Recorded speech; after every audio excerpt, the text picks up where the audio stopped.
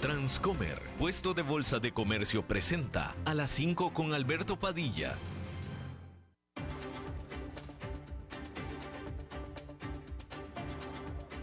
Inicia a las 5 con Alberto Padilla. Un programa diseñado con el objetivo de llevarte diariamente un tema de actualidad, acompañado siempre de reconocidos editorialistas, de lunes a viernes a las 5 de la tarde por CRC 89.1 Radio. A las 5 con Alberto Padilla. Hola, ¿qué tal? Saludos, bienvenidos a esta emisión de A las 5 con su servidor Alberto Padilla. Muchísimas gracias por estarnos acompañando.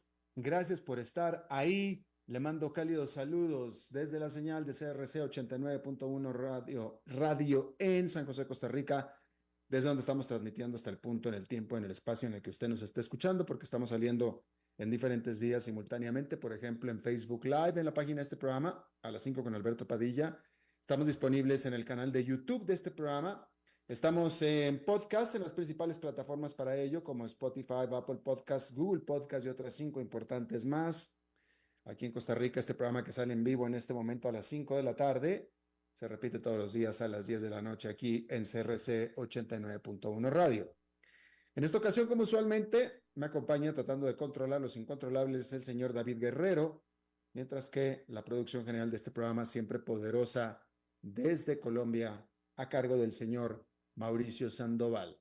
Bien, hay que comenzar informándole que esta persona, este hombre sospechoso de atentar, asesinar a el expresidente de Estados Unidos y candidato a la presidencia por el Partido Republicano, Donald Trump, este domingo fue presentado ante el juez y se le levantaron cargos de crímenes con armas, crímenes federales con armas.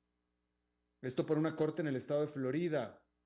Este hombre de nombre Ryan Wesley Routh, de 58 años de edad, oriundo del estado de North Carolina, presuntamente se le vio blandiendo un arma o portando un arma cerca de donde estaba jugando golf el presidente Donald Trump este domingo, ahí en Florida. El presidente de Estados Unidos, Joe Biden, dijo que el servicio secreto a cargo de la seguridad, tanto del presidente como del expresidente, necesita más ayuda, en este caso para proteger a Donald Trump, quien hace apenas 2 meses sobrevivió casi por nada otro intento de asesinato. Mire, discúlpeme, pero aquí está la cosa muy rara. Discúlpeme, yo no soy de teorías de la conspiración, en lo más mínimo, no lo soy, pero aquí está muy raro. Déjeme primero, a ver, primero que nada es el segundo intento de asesinato. La historia es que el presidente Donald Trump estaba jugando golf ya a unos, cerca, unos 100 metros, 150 metros, estaba esta persona escondida en unos arbustos y los agentes de seguridad del servicio secreto lo detectaron y lo persiguieron y lo arrestaron. Y hubo un intercambio, bueno, no sé si intercambio de disparos, pero hubo disparos. Según entiendo, fueron disparos por parte del servicio secreto. ¿Ok? Pero, a ver, el conocer dónde se va a presentar públicamente Donald Trump es muy fácil. El asesino de hace 2 meses sabía que Donald Trump se iba a presentar en el rally público porque estaba publicitado. Cada vez que se presenta Donald Trump de manera pública, pues ya todo el mundo sabe dónde va a estar. Pero nadie sabe dónde va a estar Donald Trump en un acto no público un domingo. Entonces, ¿cómo sabía esta persona que Donald Trump estaría jugando golf en ese campo ese día? Y esa parte no la han dicho todavía. ¿Sí? O sea, es muy fácil acercarse a Donald Trump cuando está en un evento público, porque ya todo el mundo sabe dónde va a estar. Pero en un evento privado, ¿cómo pudo saber él que iba a estar Donald Trump jugando golf ahí en ese momento, ese día? Y esa parte no la han explicado todavía. Y bueno, a- a- eso por lo pronto, ¿no? Y luego está en el primer intento de asesinato del cual se salvó de milagro, literalmente, está el hecho de que el tirador, como usted sabe, y lo hablamos y es ampliamente público, el tirador estaba a la vista de todo el mundo, ya mucha gente lo había visto, incluso los propios eh, francotiradores del servicio secreto lo tenían en la mira. Por eso es que lo mataron tan rápido después de que él empezó a disparar. Lo mataron, lo dispararon inmediatamente con un solo balazo, con un solo tiro, porque ya lo tenían en la mira. Entonces, eh, en ese caso, literalmente el servicio secreto lo dejó disparar, le permitió disparar, porque lo tenían en la mira desde antes. Desde antes que cuando empezó a disparar, le dieron un tiro inmediatamente e inmediatamente lo eliminaron, porque ya lo tenían. Pero ¿por qué le dejaron disparar? Esa es la parte que todavía no se explica bien. Ellos hablan de que hubo errores y que no sé qué, pero vaya, bueno, pues ahí está eso, ok, ahí está eso ahí está. Eso fue el primero. Y en este segundo, ¿cómo sabía él de dónde iba a estar jugando Donald Trump? Golf. ¿Cómo puede ser posible? Entonces, definitivamente hay cosas raras aquí. Ahora sí ya hay cosas raras. Claramente, específicamente en esta segunda ocasión, me parece a mí, específicamente, en cómo iba a saber alguien, nadie, que Donald Trump estaría ahí jugando. Premeditadamente, como no ser que era alguien que ya estaba jugando ahí, se lo encontró y le salieron ganas de atacarlo. Eso también puede ser, que era alguien que ya estaba en el campo, pudiera ser, pero de nuevo, no lo han todavía especificado. Bien, hay que decir que, cambiando de tema, el primer ministro de la Gran Bretaña, Keir Starmer, visitó ahora Roma para discutir con su homóloga Giorgia Meloni, ultraderechista ella, la primer ministro de Italia. Específicamente, se reunieron para discutir maneras de combatir, prevenir la inmigración ilegal que viene específicamente desde el sur, sobre todo, en el caso de Italia. El primer ministro Kiir, cuyo gobierno laborista de centro izquierda tiene el objetivo de recortar la cantidad de migrantes que alcanzan a la Gran Bretaña en pequeños botes por el canal de Inglaterra o el canal de la Mancha, dependiendo de lo que usted quiera decirle, citó un interés en los planes de Italia para procesar a los solicitantes de asilo político en Albania y no en Italia. A esto, el primer ministro de la Gran Bretaña dijo que le dará una mirada a ver qué tal funciona. Fue literalmente lo que dijo. La compañía constructora de el Titanic, o el astillero más apropiadamente, Harland and Wolff, anunció que está en insolvencia económica y adjudicó a la compañía consultora Taneo como su administrador. Los accionistas de esta compañía de 163 años de antigüedad pueden y están esperando ver el valor de sus inversiones en este negocio prácticamente eliminadas a cero. Por supuesto que se espera una serie de despidos importantes. Este astillero, Harland and Wolff, ha estado batallando recientemente en medio de una caída muy importante posguerra, después de la Segunda Guerra Mundial, de la capacidad de la Gran Bretaña de construir barcos y naves a costa de otros países. La Gran Bretaña era una potencia construyendo grandes buques, ya no lo es. Italia lo es. Finlandia lo es, Italia lo es, como ya lo había dicho, China ahora es una nueva, todo esto a costa de la Gran Bretaña. Así es que ahí está. Mencionarle que la moneda nacional de Japón, el yen, se apreció desde por debajo de los 140 en contra del dólar, que fue su nivel más alto desde julio del 2023. La moneda japonesa ha tenido un verano bastante turbulento, tocando su nivel más débil en 37 años antes de catapultarse en julio y agosto, después de una serie de intervenciones en los mercados de divisas por parte del Banco de Japón. El yen continuó, la continua recuperación del yen se da unos días antes de que la Reserva Federal de los Estados Unidos, como se espera, comience a recortar tasas de interés este miércoles.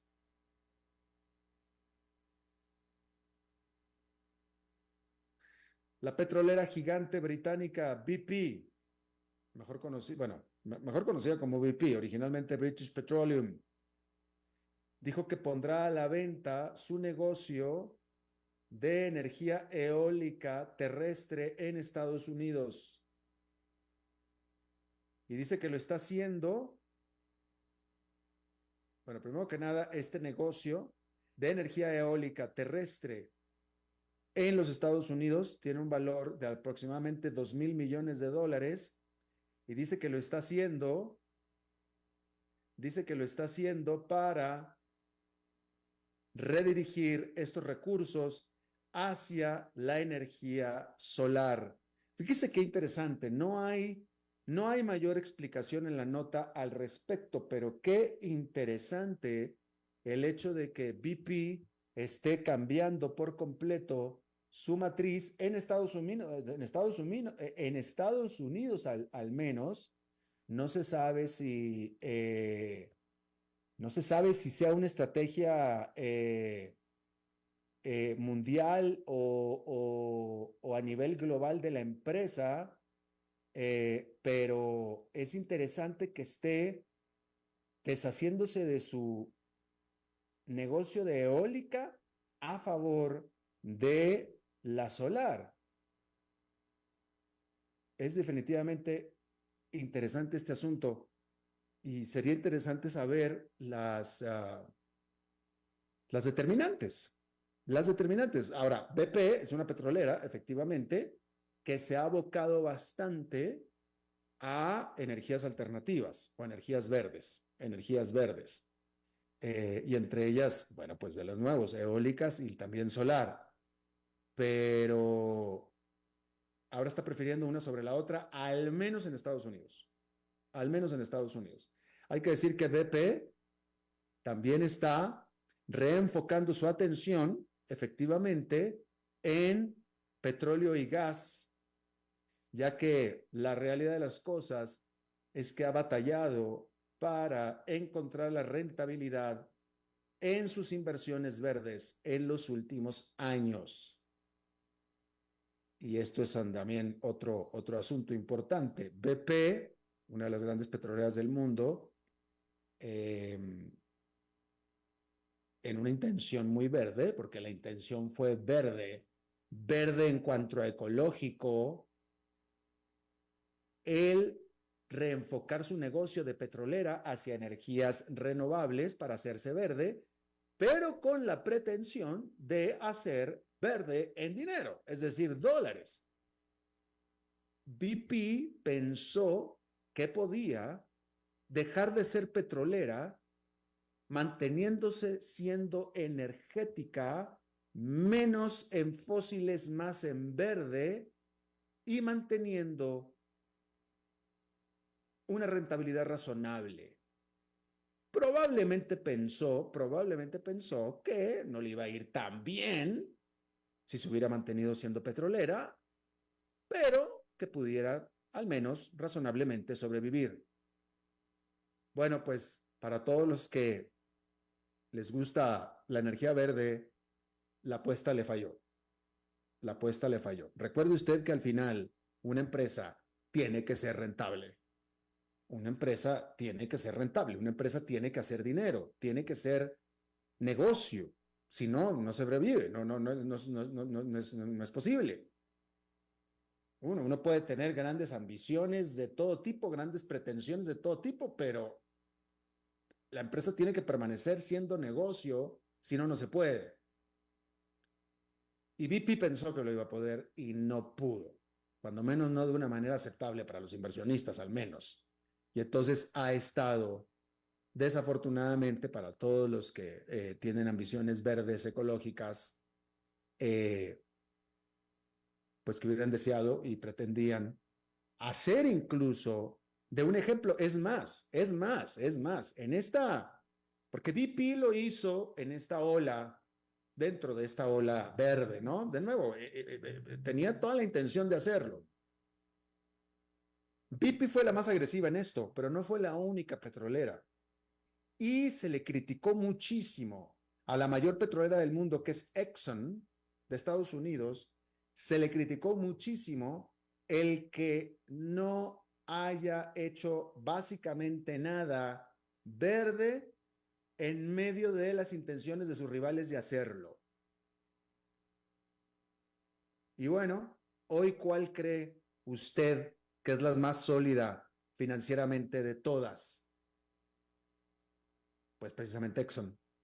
Precisamente Exxon.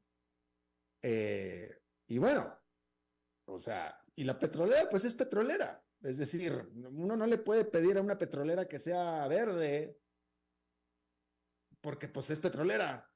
¿Me explico? O sea, es como usted si le pudiera pedir al león que no coma carne, pues no, no se puede. No se puede. Entonces, digamos que Exxon no se dejó distraer y permaneció enfocado en su negocio petrolero y hoy en día sigue siendo la mayor petrolera del mundo y una de las más rentables y no ha entrado en los problemas, incluso distracciones, pero sobre todo en los problemas financieros que otras, específicamente BP, sí lo hicieron por sus ambiciones muy loables de ser verdes. Así es que ahí lo tiene usted.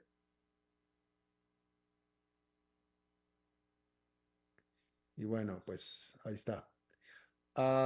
Déjeme comentarle que este lunes la red social más usada y más utilizada en los Estados Unidos, TikTok, apareció en corte para pelear literalmente por su supervivencia en su más grande mercado del mundo, que es justamente Estados Unidos. Esto después de que este país aprobó en abril pasado una ley que le ordena a TikTok vender su división de Estados Unidos, a TikTok de Estados Unidos, a un dueño que no sea chino. Hay que recordar que TikTok es China, y la ley de Estados Unidos es muy sencilla, le dice: o te vendes tu TikTok de Estados Unidos a un no chino, preferentemente un estadounidense, pero un no chino, o cierras, simplemente cierras.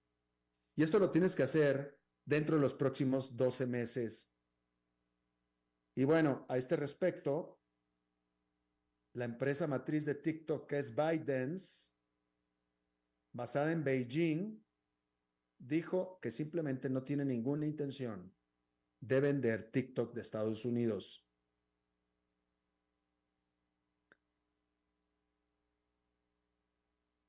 Y de todos modos, probablemente el propio gobierno chino, que es donde está basada ByteDance, no le permitiría a ByteDance vender su negocio de Estados Unidos. De tal manera que TikTok y sus 170 millones de usuarios en Estados Unidos están esperando vencer esta ley en las cortes.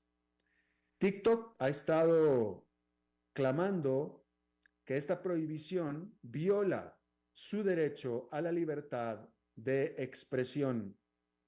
A esto el gobierno de los Estados Unidos argumenta que esta aplicación de TikTok es una amenaza a la seguridad nacional, ya que su contenido, incluyendo noticias y todo lo demás, pudiera ser manipulado por propagandistas dentro del Estado chino.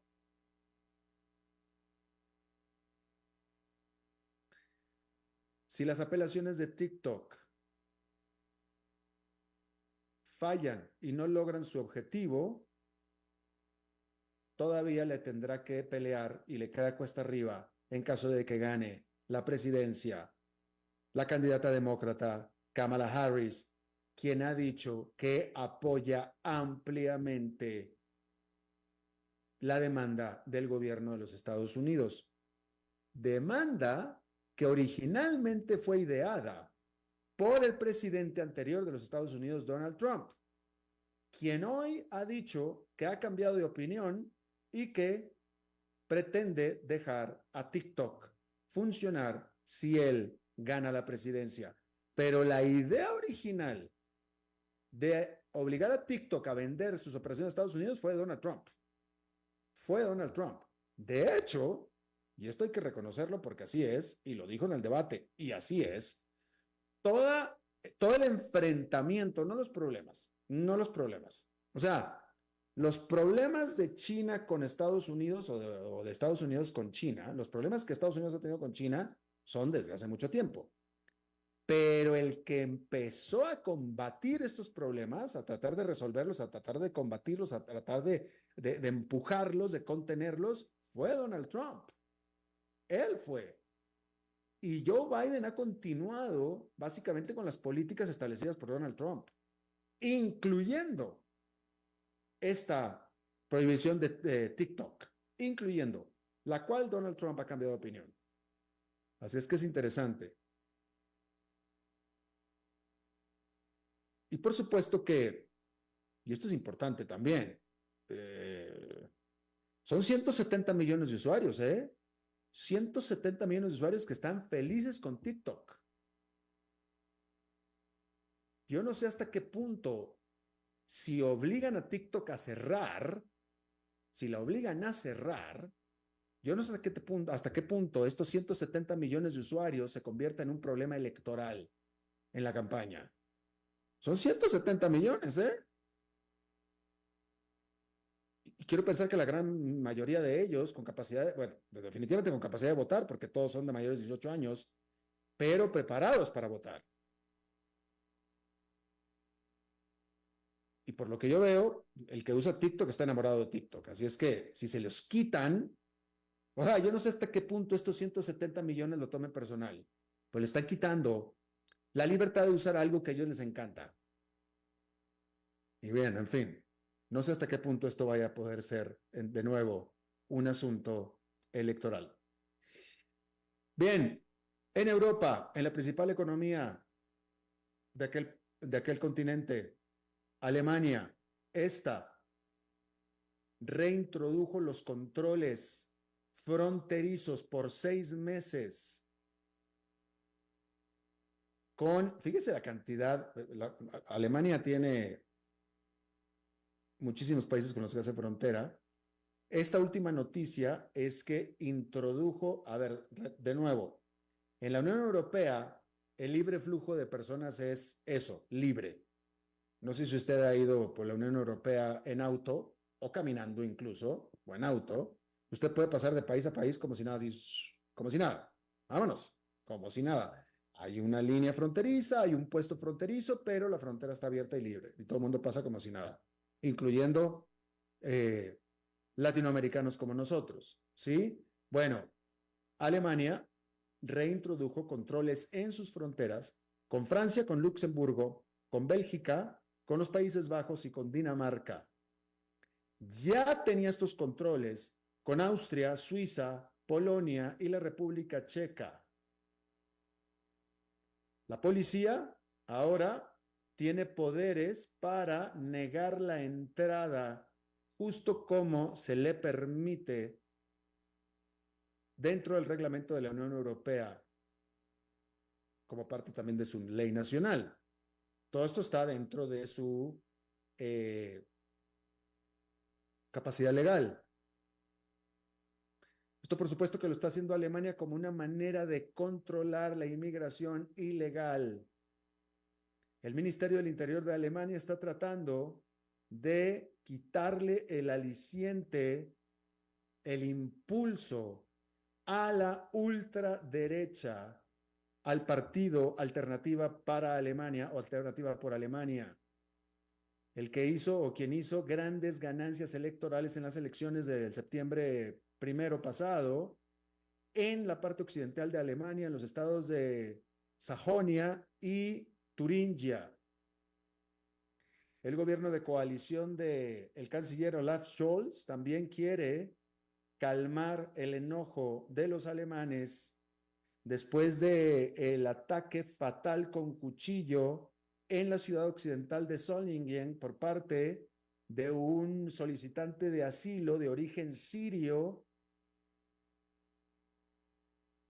quien había perdido el derecho de permanecer en Alemania y en teoría de ahí vino su intención de atacar.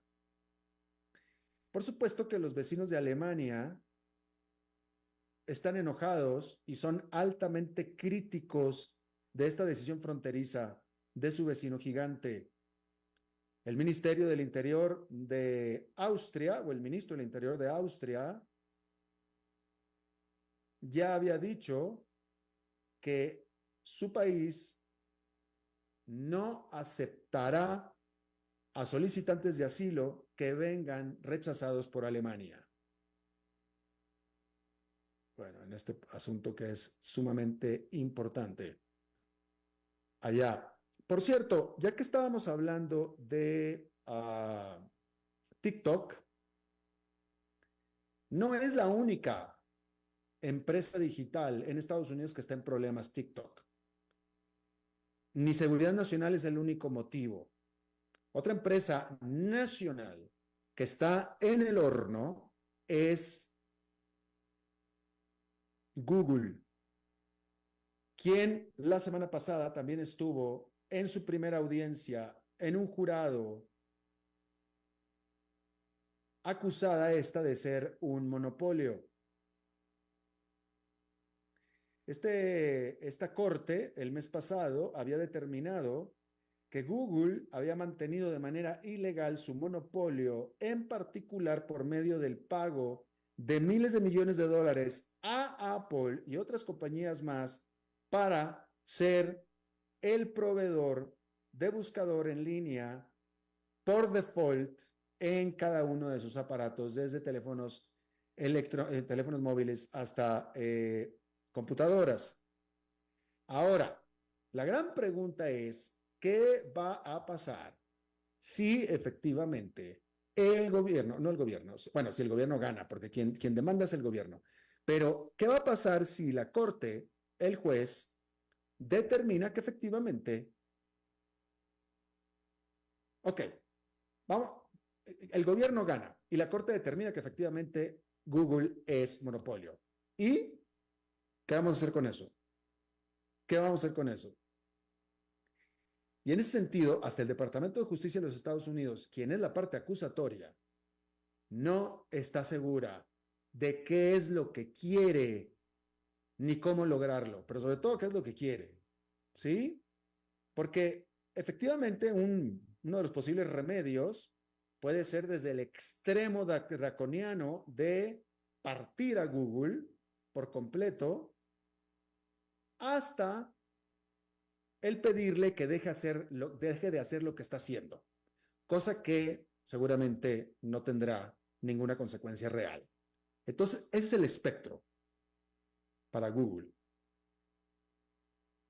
Ahora, sea lo que sea que le vayan a determinar a Google en caso de que se determine que sea culpable, cosa que muy probablemente vaya a ser, pero sea lo que sea que le vayan a determinar, Google con toda seguridad va a apelar.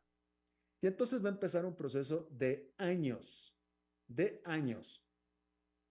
Y lo más seguro es que cuando ese proceso de años, que es lo normal que sucede, que son años, termine, muy seguramente, de acuerdo a lo vertiginoso que son las tecnologías de este tipo de cosas, digitales, inteligencia artificial, internet, etcétera, la decisión original ya no tenga ninguna validez y ya no vaya a ser aplicable en lo más mínimo, simplemente porque ya avanzó la industria. Así es que ahí lo tiene usted. Vamos a hacer una pausa y regresamos con nuestra entrevista de hoy.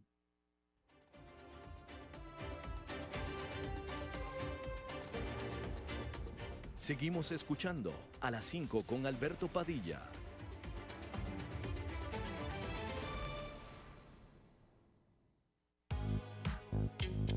Transcomer presenta Finanzas en Acción, lo que tiene que saber sobre su plan de inversión. 3 consejos para que logres comenzar a ahorrar e invertir con todo éxito. Número 1, elimina esos prejuicios contra el dinero, que seguramente tenés desde la niñez. Que el dinero es malo, que mejor pobre, pero honrado.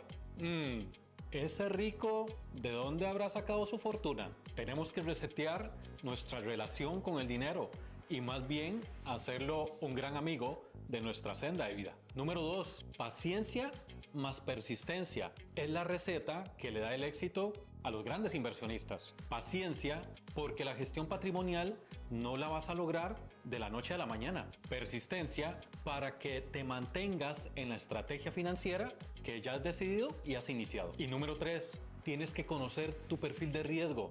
Así sabrás cuánto riesgo quieres asumir en tus ahorros e inversiones. Y esa clave te servirá a la hora de elegir los productos con los que vas a ahorrar y vas a invertir. Ingrese a transcomer.com y conozca la mejor forma de invertir su dinero en bienes raíces.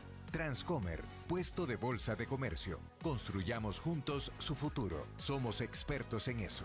2253-6085. Transcomer presenta Visionarios. Mi nombre es Richard Palacios, tengo 30 años. Desde el primer momento la persona encargada de Transcomer que me contactó fue muy transparente con toda la información. Me dijo cuánto iba a ganar desde el día 1 y gracias a eso hemos podido comprar un carro o comprar una casa de contado básicamente. Transcomer, desde 2003 hasta que lo logres. Para llegar pronto al trabajo, sea inteligente.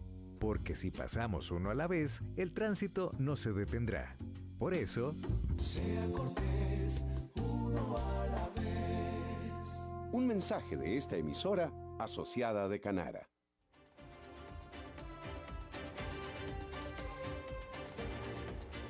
Volvemos a las 5 con Alberto Padilla.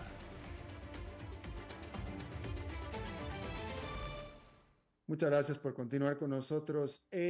Una noticia que se está dando, una de las principales noticias en este momento en Chile, es el cierre, la desaparición, la liquidación de la principal siderúrgica de este país, Huachipato, dejando sin trabajo a 2.700 personas y básicamente sin modus vivendi, sin motivo para existir de toda una población, de todo un poblado donde está basada esta acerera. Y el problema es la competencia que viene desde China, un problema muy conocido desde hace mucho tiempo por muchos sectores en Latinoamérica. Y no es problema nada más de Chile y no es problema nada más de Latinoamérica. Aquí en el programa hemos estado siguiendo con mucha atención el conflicto que se ha dado entre Estados Unidos y Japón por la intención de la japonesa Nippon Steel de adquirir a US Steel, la principal todavía acerera de los Estados Unidos, en una consolidación que ambas empresas quieren hacer, pero que Estados Unidos se niega por motivos de seguridad. No quieren que una extranjera se quede con una empresa acerera de insignia como es US Steel, pero cuyo problema de origen es precisamente la competencia china. Justamente estas empresas dicen que necesitan combinarse para poder competir adecuadamente contra el acero chino. Pero ¿qué está pasando con el acero chino? Vamos a preguntarle a Camilo Vaquero. Él es experto en siderurgia, en la industria del acero, ha trabajado décadas en esta industria y ha ocupado todo tipo de puestos ejecutivos y gerenciales en este tipo de industria. Camilo, muchísimas gracias por estar con nosotros. Alberto, buenas tardes, ¿cómo estás? Bien, gracias. Es claro, y aparte estábamos hablando hace rato de Donald Trump, Estados Unidos y creo que hasta Canadá habían estado imponiendo aranceles a la importación de acero desde China. Primero que nada, ¿está China siendo desleal en el mercado internacional con su acero? Sí, como lo vemos nosotros, hay unas prácticas que consideramos desleales porque eh, las condiciones para los productores de acero chino no son iguales a las condiciones de productores de acero del resto del mundo. Eh, los productores en acero en China reciben subsidios y beneficios con los cuales compiten de una forma completamente eh, desnivelada con respecto al resto del mundo. Ya, ya. Estas sanciones que se le ha tratado de poner al acero chino por parte de otras naciones, ¿han funcionado en algo? ¿Han evitado que China siga haciendo lo que está haciendo? Y dos, ¿han protegido a las industrias nacionales?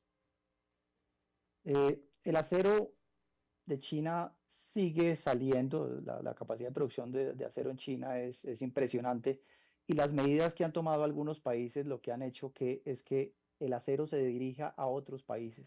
Y entonces aquellos que no han implementado aún medidas están sintiendo con más fuerza los efectos de ese redireccionamiento de la oferta.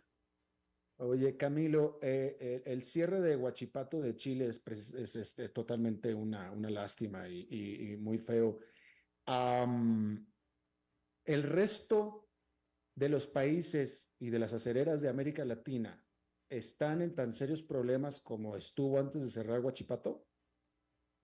Sí, sí, desafortunadamente hay una alerta muy importante. Acá en Colombia hay en este momento una gestión importante por parte de todos los gremios del acero para clamarle al gobierno por unas medidas de protección similares a las que se han implementado en otros países, pero no solamente a los productores de acero, sino a toda la cadena, porque es que eh, si tú proteges solamente la materia prima, los productores de la pura materia prima, ¿qué va a pasar? Que el producto, la materia prima se vuelve costosa y entonces lo que va a empezar a llegar es el producto con valor agregado, el producto terminado. Y Mm. al final todos vamos a perder porque al final también los productores van a quedar sin clientes. Entonces es una protección que se pide para toda la cadena. Son miles y miles de empleos detrás de ese cierre de esa planta. Pues luego vienen los cierres de los transformadores que agregan valor y son muchos empleos los que genera esta industria. Y esto quiere decir que no han tenido éxito la industria, en el caso de Colombia que pusiste tú, la industria no ha tenido éxito en hacer que el gobierno proteja a la industria nacional. Hasta el momento no, hasta el momento no. ¿Por qué, César? Eh, Camilo, perdóname, ¿por qué, Camilo? específicamente en Colombia se han firmado muchísimos tratados de libre comercio a lo largo de los últimos 20 años.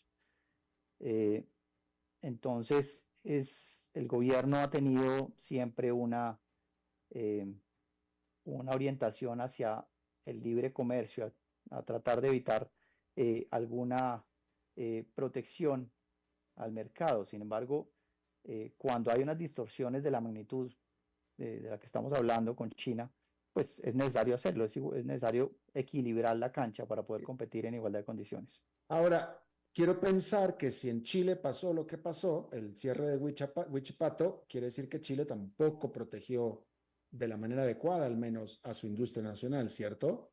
De acuerdo. Pregunta, ¿qué tanto? Porque la pérdida de ustedes es ganancia de otras industrias dentro del país. Quiero pensar que los compradores de acero de Colombia, los constructores, o yo no sé, lo que se aplique el acero, quiero pensar que son los constructores, pues han de estar bastante contentos porque ellos están comprando bien barato. Entonces, ¿hasta qué punto hay un balance de fuerzas ahí en el sentido que los constructores o quien sea que esté consumiendo el acero esté diciéndole al gobierno, no lo hagas, no lo hagas, no lo hagas?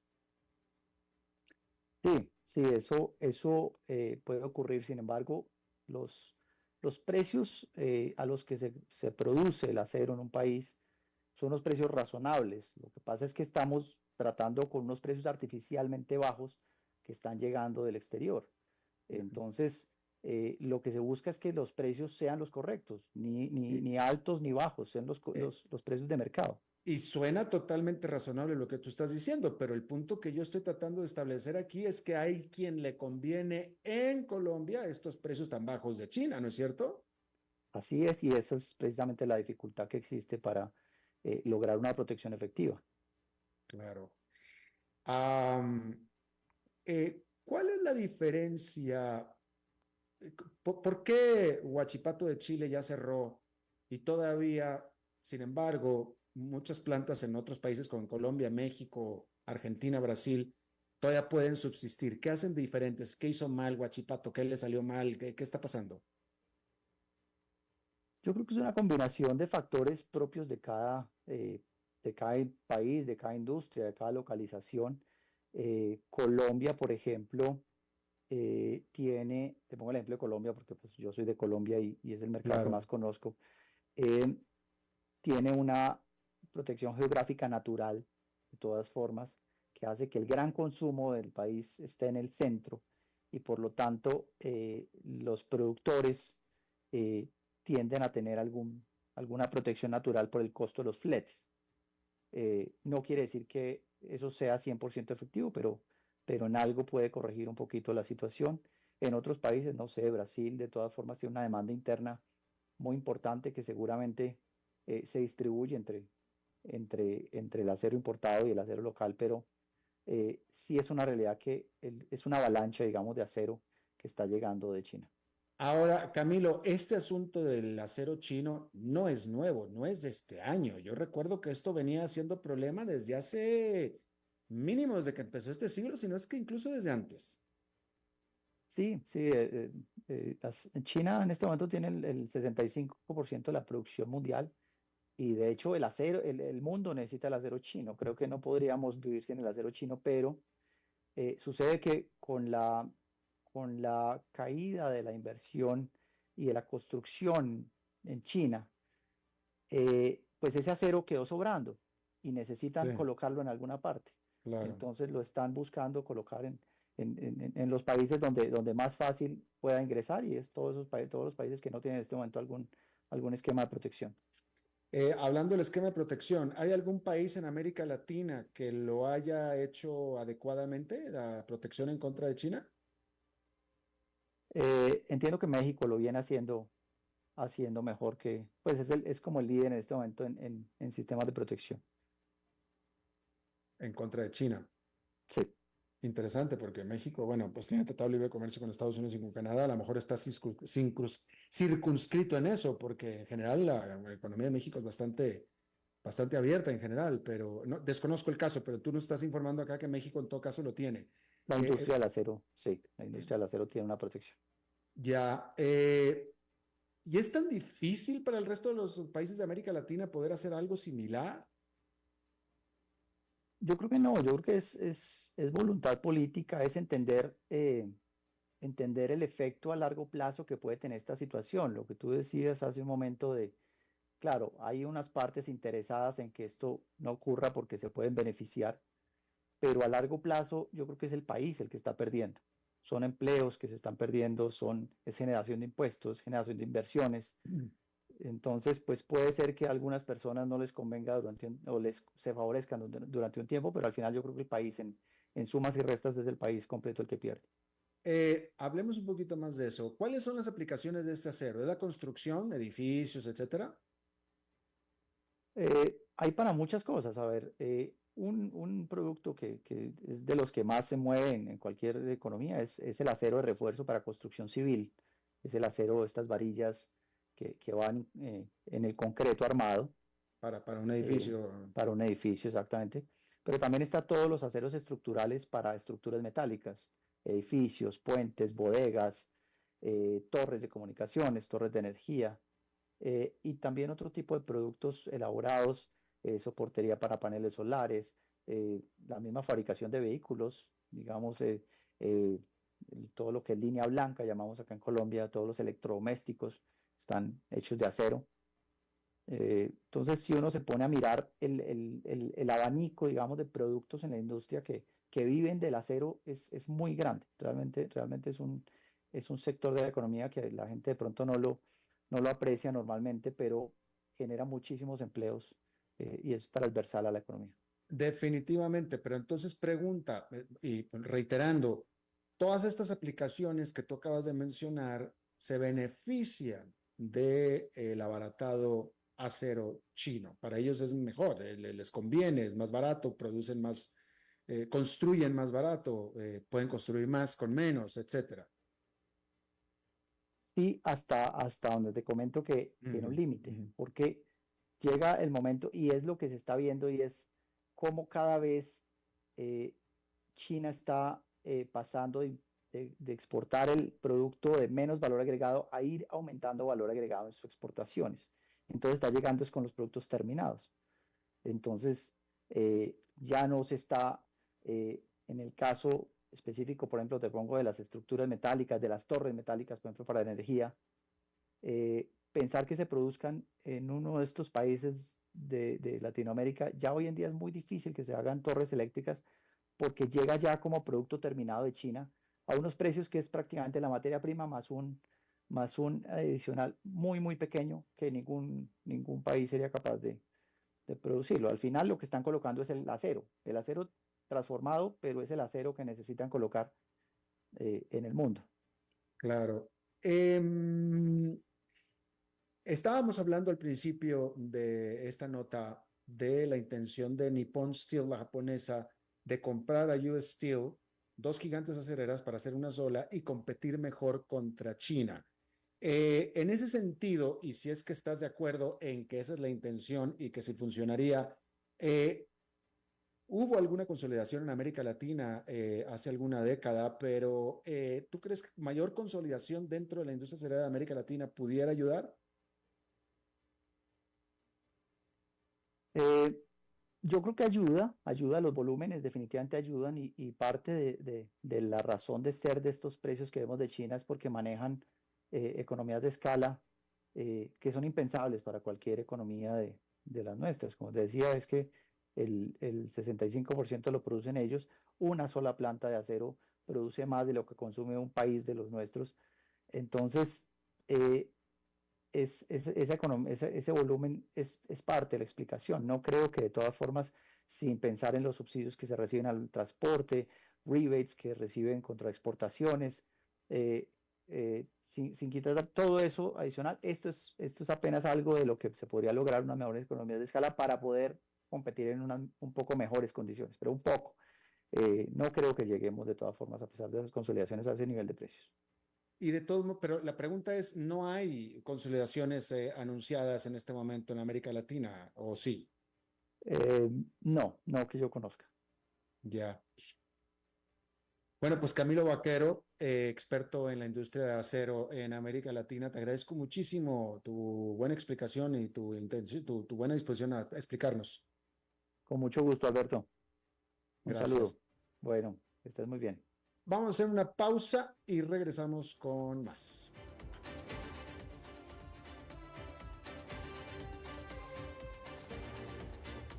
Seguimos escuchando a las 5 con Alberto Padilla.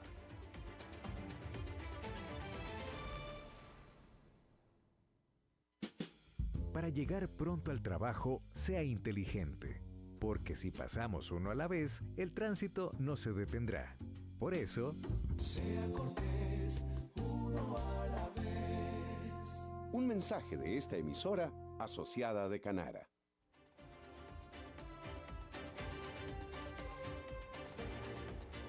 Volvemos a las 5 con Alberto Padilla.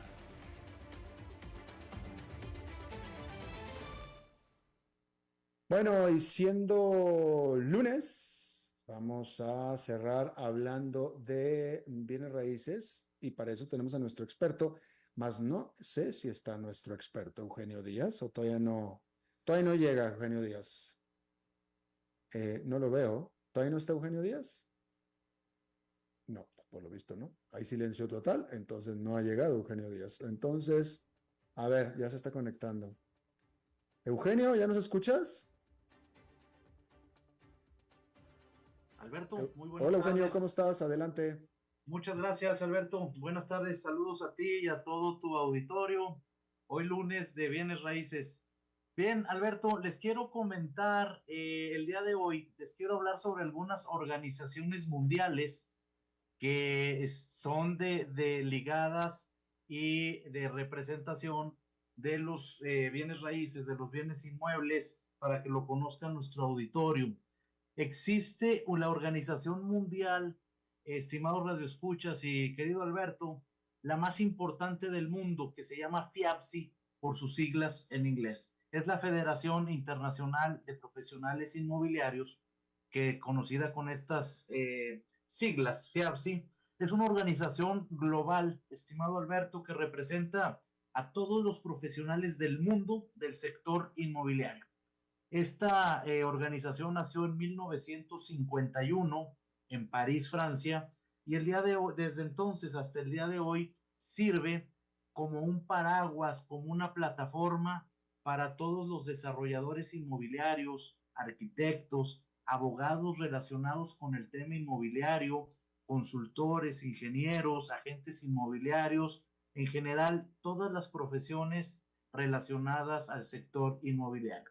Y su misión principal de FIAPSI, que al día de hoy sigue su base mundial en París, con representación en todos los países, su principal misión es proporcionar esta plataforma a nivel mundial donde sus miembros puedan intercambiar información y puedan desarrollar negocios a nivel internacional. Muy interesante, porque yo sé que nos escucha muchas personas que de una u otra forma están ligados a los bienes inmuebles, ya sea como desarrolladores, como inversionistas, como personas que tienen sus casas en alquiler, etcétera, etcétera, agentes inmobiliarios, arquitectos, ingenieros, y es importante que sepamos que existen estas agrupaciones. Ahora, a nivel latinoamericano, Alberto, existe el famoso SILA.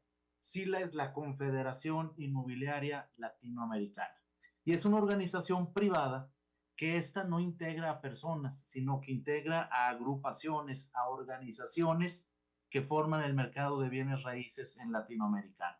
En Latinoamérica. Y esto hace que forme un bloque profesional de todo el subcontinente, por decirlo así, y que lo hace con bloques para poder estar a la altura del mercado norteamericano, europeo, asiático, australiano, inclusive el africano, y es la representación de América Latina para hacer negocios internacionales en mejores condiciones de competitividad y defendiendo y agrupando los intereses profesionales de dichos agremiados a esa confederación. Interesante, porque si usted, estimado radioescucha, está ligado de una u otra forma a los bienes raíces, bueno, tal vez puede escribir también al Facebook de don Alberto, a las 5 con Alberto Padilla, y ahí les podemos poner más información sobre estas agrupaciones para el que esté interesado. Ahora, dentro del mismo SILA, les quiero comentar que este año tienen el Congreso Inmobiliario Latinoamericano SILA Ecuador 2024, que se va a desarrollar en Quito y comienza dentro de 2 días, precisamente es el día 18, 19 y 20 de septiembre, donde agruparán a los principales personajes y organizaciones de Latinoamérica en un congreso súper interesante, como cada año lo hace SILA. Este año toca en Ecuador, en Quito, y donde estarán los principales personajes, no nada más de Latinoamérica, sino a nivel mundial en este tipo de eventos tan importantes. Así es que, estimados radioescuchas, querido Alberto, bueno, pues que sepamos que a nivel inmobiliario tenemos organizaciones que representan a los diferentes personajes, tanto en Latinoamérica como en el mundo. Es el comentario del día de hoy, estimado Alberto.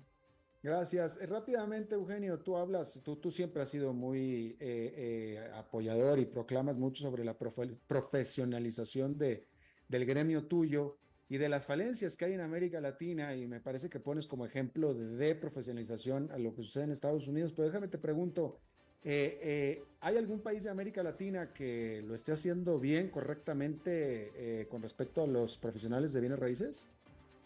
Sí, Alberto, por supuesto que sí. Hay muchos países que lo están haciendo bien y sobre todo yo aplaudo a los países que tienen regulada por ley la actividad del agente inmobiliario. Eso es bien importante. Así como Estados Unidos tiene a la NAR, a la National Association of Realtors, los famosos Realtors que los conocemos con ese nombre simplemente, que regula la actividad de cualquier persona que se quiera dedicar a la comercialización o intermediación de bienes raíces.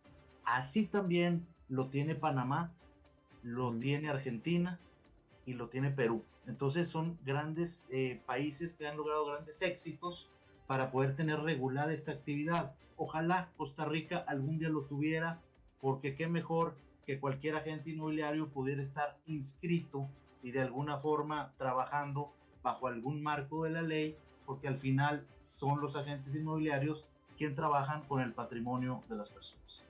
Bueno, pues ahí lo tienes. Eugenio Díaz, muchísimas gracias como cada lunes. Con mucho gusto, Alberto, a ti y a todo tu auditorio les deseo que tengan y sigan teniendo una feliz semana.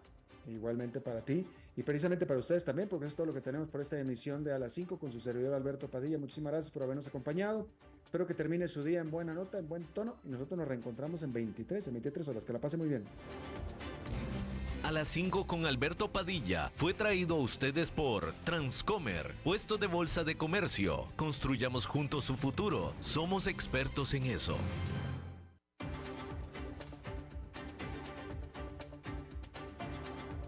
Concluye A las 5 con Alberto Padilla.